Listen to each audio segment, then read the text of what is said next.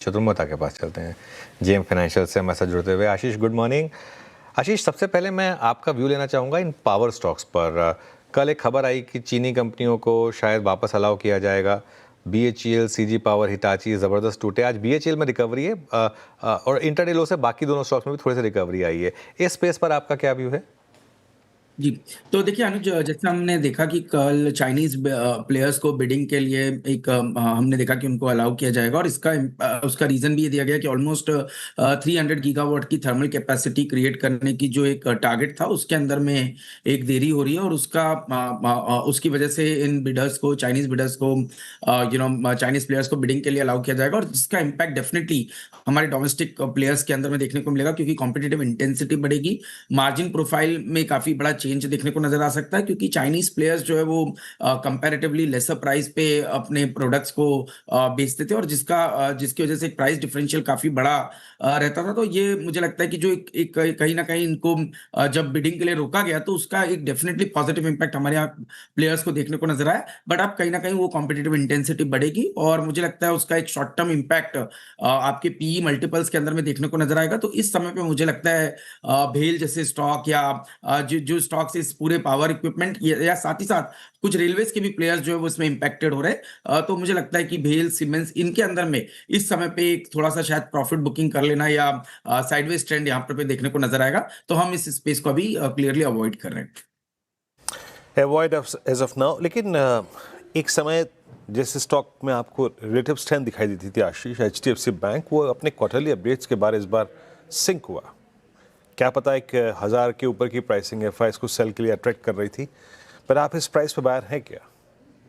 जी, तो बिल्कुल आपने सही कहा वीरेंद्र। देखिए, हमें लगता है कि जो पूरा बैंकिंग स्पेस है और खासतौर पे एचडीएफसी बैंक में थोड़ा सा कंसोलिडेशन के बाद हमने देखा लोन ग्रोथ जो है वो 10% के आसपास देखने को मिली। वहीं जहां पर हम एक्सिस बैंक की बात करें तो 14% की ग्रोथ हमें देखने को मिली, या कई पीएसयू बैंक्स ऐसे हैं जिनमें 13, 14, 15% की लोन ग्रोथ हमें देखने को मिली। तो एक रिलेटिव कहीं ना कहीं बाजार ने जहां पर पे लोन ग्रोथ मोमेंटम स्ट्रांग था वहां पर पे थोड़ा सा अपना एलोकेशन को बढ़ाया। बट ओवरऑल हमें लगता है कि HDFC bank is a very good bet, क्योंकि जो वैल्यूएशन है वो बहुत ही ज्यादा अट्रैक्टिव है। हम देख रहे हैं कि almost 2.2 time price to book पे ये स्टॉक फॉरवर्ड बेसिस पे ट्रेड कर रहा है, तो कंफर्ट वैल्यूएशन पे है। और मुझे लगता है कि हमने ये चीज देखी आईसीआईसीआई बैंक में भी देखी, जब एक अंडर परफॉर्मेंस पिछले कुछ दिनों में बिना, और कैसे उस अंडर परफॉर्मेंस को आईसीआईसीआई बैंक ने मात्र 4 दिन के अंदर में रिकवर करके अपने उस अंडर परफॉर्मेंस को कैचअप किया। तो मुझे लगता है इस तरह की गिरावट जो एचडीएफसी बैंक में आ रही है, 1030 से स्टॉक 940 की जोन में आ चुका है। मेरे हिसाब से 900, 920 वो जोन होगी जहां पर पे बहुत ज्यादा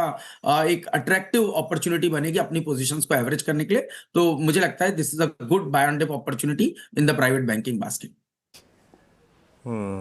अच्छा, मेटल्स में इस डिप को आपने पिछले 2 दिन में कुछ ऐड किया है क्या आशीष?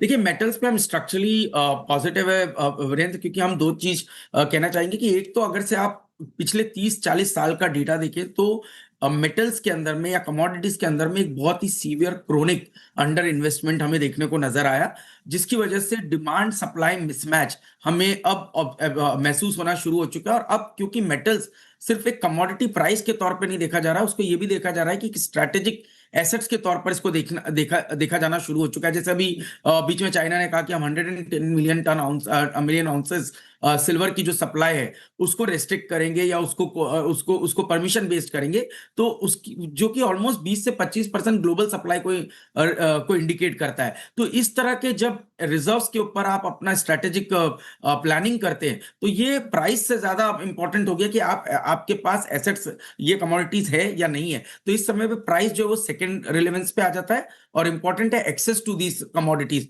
कीपिंग दिस इन माइंड, मुझे लगता है कॉपर, एल्यूमिनियम, सिल्वर, ये वो कमोडिटीज है जो आने वाले समय पे ईवी या आपके जो एआई डेटा सेंटर्स, साथ ही साथ रिन्यूएबल एनर्जी, इस पूरे स्पेस में इनकी ग्रोथ बहुत ज्यादा देखने को मिलेगी। और जिसके चलते मुझे लगता है कि ये जो डिप आ रही है ये एक अपॉर्चुनिटी के तौर पर देखना चाहिए।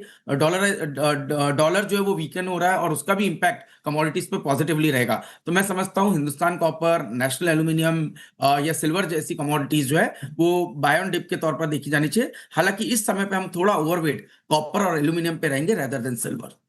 चलिए, बहुत बहुत शुक्रिया आशीष आज हमारे साथ जुड़ने के लिए और इन सब स्टॉक्स पर बात करने के लिए। इस शो को यहीं समेटेंगे।